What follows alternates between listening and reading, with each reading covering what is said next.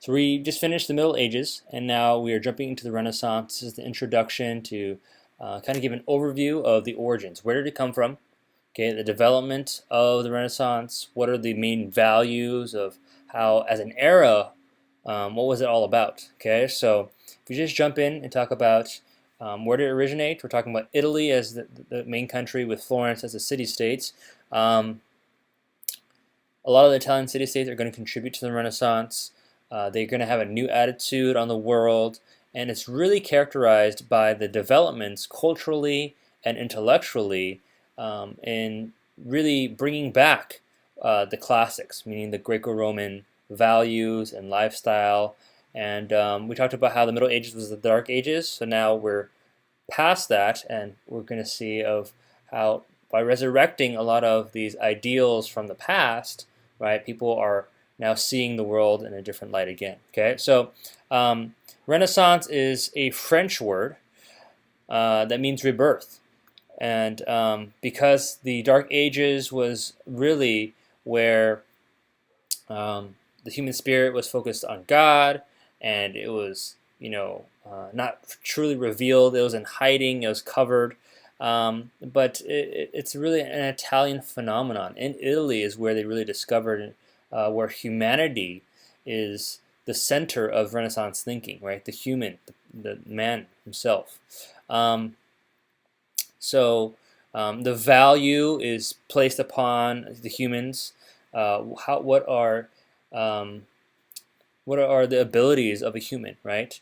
And this rebirth is kind of like it's a coming into light after dark times. Civilization has now finally reestablished itself. Okay, the Quattrocento is the 15th century, so the 1400s, and this is in Italian, and this is where we're going to see not everyone really is going to be automatically like cultured because they live in Italy. It's really amongst the elite, the wealthy. But over time, we're going to see that those that are in Italy, they're going to see that literature, right, intellectual, arts, cultural. This is where human skill is going to develop even more, and like everyone's lives can feel the difference of how the Renaissance is bringing new ideas and a new way of seeing the world. Okay, the thing about Italians is because the Roman Empire was very much based in Italy, because Rome is right there. They felt that they were the heirs to Roman achievement, and they felt that with the Roman ruins around them, they have really held on to those traditions, and they can carry out, right, how the Roman Empire was. They can carry out that destiny to relive that out again. Okay, a major dude that is part of the Renaissance, and his name is Petrarch or Petrarcho. He is the first great humanist poet. Okay, so he's going to write poems. He's a scholar. He's one of the very first and few individuals where he saw the age that he was living in as actually different. Okay, it's different from the Middle Ages, and he actually would signify that in a lot of the things that he would write. Okay, he described that there is this thing called the spirit of self-awareness, and that the defining characteristics of the Renaissance was that we understand that we are different, right? We understand that the time now is way different from that dark and nasty past, which we call the Middle Ages. Okay, so remember we talked about how it was derogatory in seeing the Middle Ages. Petrarch was the one that coined that. What was he really known for? It's not just his poems in the vernacular in Italian, but actually his ability to study Latin. Okay, so he would be studying a lot of like ancient Greek texts and stuff, and Roman texts, and so from that he was known and he gained fame. Okay, the Middle Ages really was about Europe learning how to create basic institutions again. Okay, so what are some institutions? The Middle Ages was a time where languages, the vernacular, was slowly developing because after the fall of the Roman Empire and they had Latin, right? No longer were they speaking Latin, right? It's becoming a growing and dying language, and you have nationalities come out through the barbarians establishing kingdoms, right? So you have the French, and you have the Germans, right? You have the English, the Anglo-Saxons, the Lithuanians. So all these different nationalities and languages are coming. That's an institution, right? Basic laws, government, and economic production. These are simple institutions that are being developed. Now the Renaissance is coming in and is actually saying that with these institutions, they're going to be transformed. And a new era of thought, a new era of feeling is coming into Europe, and we're building off of those institutions. Okay, the Renaissance was an age, not just an event. It wasn't just something that they said, "Oh, now we're in the Renaissance." Okay, during that time, the development of it was actually very gradual and slow, to the point where they didn't announce to everyone on the street like, "Renaissance is here. Change the way you think." Right? It was really not recognized as it was happening. It was just evolving in a sense over time, where music, painting, sculpture, architecture began to take shape, right? And people are going to express themselves artistically. And we're going to look at some examples of that, even in writing and speech. Okay? All right, so most importantly, the takeaway is that there are certain values that really dictate what the Renaissance is known for. And these values are starkly, completely night and day difference compared to what the Middle Ages held on to. Okay, so what the Renaissance really emphasized can be summed up in this one quote. Okay, the man is the measure of all things. Man, there he is, right? Michelangelo's David in all his glory, awesome body, right? The humans, okay? Humans have a sense of power, and it's no longer just being in awe of religion and spirituality and of God, right? But man has a purpose in this universe, and before, the universe was so big that humans have no influence upon it. But it's different now, right? Man is kind of like the center point of the universe, all right? So pleasure and accomplishment is something that people will pursue. They are going to say, hey, you know what? You should live your life to the fullest. Go do something with your life instead of being some like monk that's hidden away in a monastery, right? Don't just waste your life in seclusion, but go ahead and go and experience and explore. Okay, the idea of virtue is quality. Okay, what is virtuous, right? So the quality of being a man, that's what we call virtue, and this is something that they are pushing for all men to pursue, right? That men should be the ones on the offense, be aggressive, right? Be a mover and shaker, be in control of your own destiny. Live to your potential, right? Seize the day, carpe diem, right? And excel in all things, right? Demonstrate what you are capable of. Don't just sit around, right, and just be passive, okay? Women, on the other hand, right, you just handle your domestic tasks and you'll be okay. Men, yeah, you want to be a man, okay? So the Renaissance man, okay? What is the Renaissance man? We've heard it, thrown around in pop culture a lot. The Renaissance man is essentially one who is well-rounded, that can do it all, right? The arts, that's a good learner, that can fight, that can love, right? That can speak, that can paint, and that can hold a good conversation. That's what a Renaissance man. Every girl fantasizes about a well-rounded man that's athletic, that's good-looking, that's educated, that's smart, that's driven, that's motivated. All these things, and I could list out, who current-day girls think that is a Renaissance man. To me, I would say, a probably solid Renaissance man would be like Kobe Bryant, right? My wife, on the other hand, would probably say Ryan Gosling. I don't know, right? But for some reason, girls just love him and think that he's like the best thing in the world. So I would say that they would say he's the Renaissance man. I've never seen The Notebook. All right.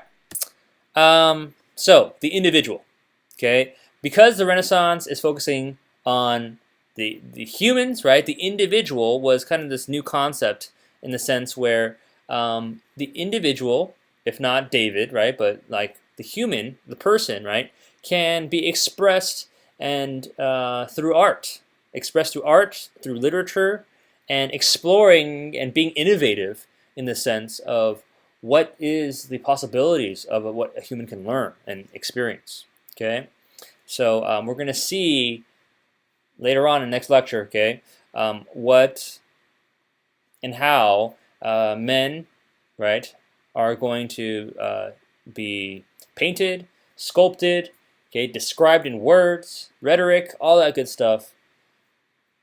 The individual is the focus. Okay, all right. So, kind of supporting once again, man is really important. Humanity is capable of mastering the world. Before this, man was not that significant, right? God was significant in the Middle Ages, and so man to master the world is kind of like an upside down thinking and saying that there is so much hope in man, and the life of a man can be really maximized.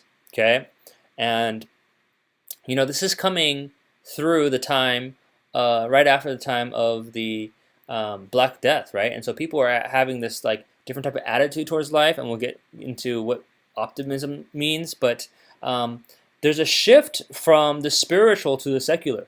Okay, in Renaissance Italy, there's going to be a huge secular attitude that's coming, where life is no longer just about, oh, I hope I do enough good works that I can go to heaven, and I'm living for the next world, not this world, but the next world. But in Renaissance Italy, they're saying, live in this world. This is the place that is great. This is a place where life can be experienced to the fullest, and this world is not the spiritual world that you're aiming for. Okay. All right. So, what does it mean to be optimistic? Right. Progress is a huge thing. Right. That the world can be improved, and so pursue it. Right. Invest your life to pursue the progress and accomplish something that is great, that will leave a legacy. All right. So many of the individuals that are contributing to the Renaissance, their personalities are going to be very apparent, and in the sense they're going to say, we are talented people. God has made us so gifted and talented because He has granted us these abilities, and we should use them to really show off the secrets of this universe that God has created for us, right? And so we, as humans, given by God, can improve our fate. We are in control of our own destiny, and so this is going to be a complete breakaway from the Middle Ages, where men and women were kind of under submission of God, right? God tells us what to do, and we are helpless, we are desperate. God is who we solely rely upon, depend upon, and it's by His grace we do all things, right? But now it's changed, right? We are no longer paralyzed and held down by the sinful nature that we have in ourselves, but we believe that the Renaissance spirit will carry us through, that man is capable to overcome. Okay? All right, so the three major phases is going to be broken down into these three time periods. Just to mention, okay, for AP, they're going to say that the Renaissance starts in 1450. But I want to break down why should we look at the Renaissance in three phases. It's just easier for us to understand the patterns, right? So think in themes and patterns and chunks. So 1350 to 1400, we're going to see there's obviously a decline in populations because of the Black Death, right? But that's at the same time where a lot of these classical Greco-Roman texts and experimentation in art is coming, right? Duccio, we talked about him, and Bosch, okay? But 1400 1500 is what we call High Renaissance. The Renaissance style is now finally more established, and they notice it. And there's going to be a lot more achievements in art, in literature, and the Italian city-states are going to begin to take hold and grow in power, right? And then the last 50 years, 1500 1550, is where outside of Italy, France, Spain, they are actually going to come in and invade Italy, and because of that, they come in contact with these Renaissance ideas from the Italians, and they're going to take it outward and northward, and we're going to have a Northern Renaissance. Okay, so that's kind of a general timeline. Why Italy? This is the starting place. Okay, well, first thing is if we look at geographically where Italy is, very quickly, it's a gateway to the east, right, to the Mediterranean. It's also to the south. They are in the middle of everything, where a lot of the towns in Italy were very big, right, and they were developing and they were having a lot of avenues of trade to go through these towns in Italy. Okay, there was a lot of wealth and concentration in a lot of Italian cities and towns. For example, in Florence, 10% of the families in Florence owned 90% of the wealth. Okay, 10% of the families in Florence controlled 90% of the wealth. And so in that sense, there's so much money and currency that is there. What are you going to do with it? Okay, so we're going to introduce, there are artisans and craftsmen. And, there could be what we call a goldsmith, right? Or a stone carver. And their craftsmanship, their artisanship, right, is going to turn not into just like, oh, I know how to make something, but it's going to be into an art. It's going to be appreciated. It's going to be beautiful. And from that, they're going to pay good money for those things. And merchants are also going to make a lot of money, and they're going to loan their extra surplus money out. And that's what we call banking. And from banking, they can make interest, right? And that's how they actually have more money to buy with we call capital. They have more money to buy these types of goods. Okay, so the economy at that time wasn't thriving, even though there were some people that owned money, okay, or had a lot of money. What that meant is that because the population wasn't growing, right? There isn't a growing demand for goods, and so there's going to be low prices. And if you're an investor with money, you're not going to invest in agriculture. Why? Because you don't need to grow more food because there's not enough people to eat it. You don't need to invest in clothes. Why? Because there's not enough people to buy the clothes. Okay, those are not good choices. So they begin to say, you know what? With my money, I will put it into consumption. Right? I'm not going to invest it anymore. I'm just going to spend it. Okay, and so you have this idea of luxurious living, and because that many people were thinking like, oh, I might die, just live it up. Okay, let's buy luxurious goods. Let's buy silk, right? Let's buy glass. Let's buy jewelry. Let's buy sugar, right? Things that are very exotic that cost a lot.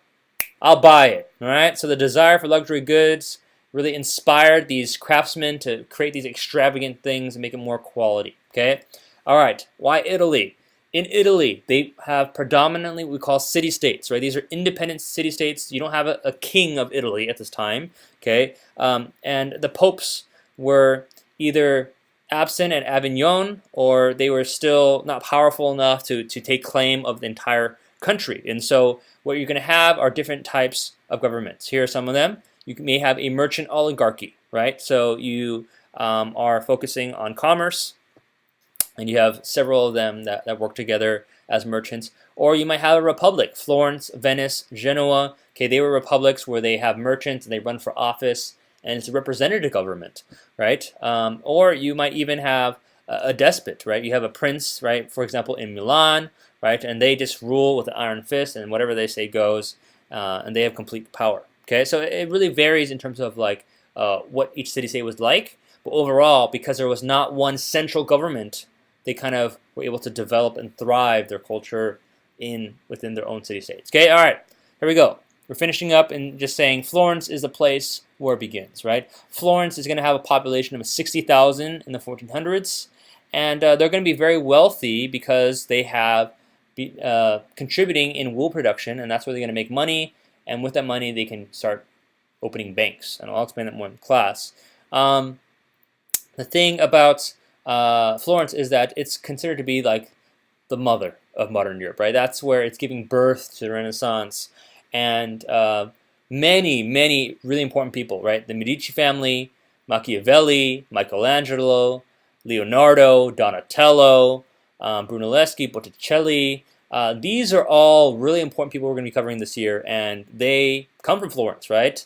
They're Florentine, okay? So one thing to know is that the language spoken, all right, the vernacular language that's spoken in Florence, that dialect is actually going to be Italian. Okay, so they spoke Latin before, but the common people who don't know Latin over time, they're speaking the vernacular tongue, and the Florence dialect is going to be eventually established as a standard for Italian.